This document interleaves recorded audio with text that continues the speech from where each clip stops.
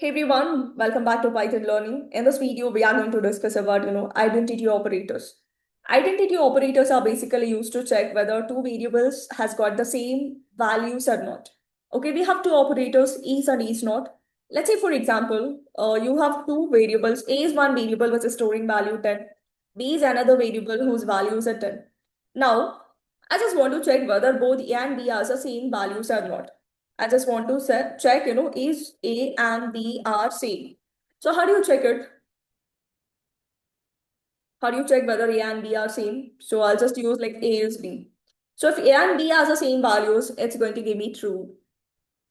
Okay, what if I say A is not B? If A and B are the same values and if we use is not, it just gives you false because A and B are the same. Because A and B are the same because A has a 10 and B equals 10. Okay. It's giving me false because they have the same values, right? So next one, let's say for example, you have a list. 1, 2, 3 you have. Okay, and then you have a B list, which is 2, 3, 4. So I just want to check whether A and B are exactly same. Actually, no, it's a false, right? I'm saying like A and B are not the same. I'm using A is not. It says true because A and B are not the same, right? Yeah.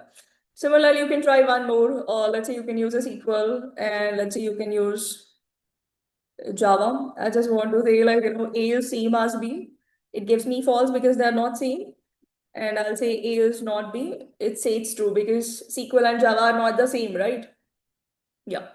So if two variables has got the same values, then is will return a true, is not will return a false. If they have a different objects, different values, then is will return a false, is not will return a true. So this is all about, identity operators. I hope it's clear. Thank you. Happy learning.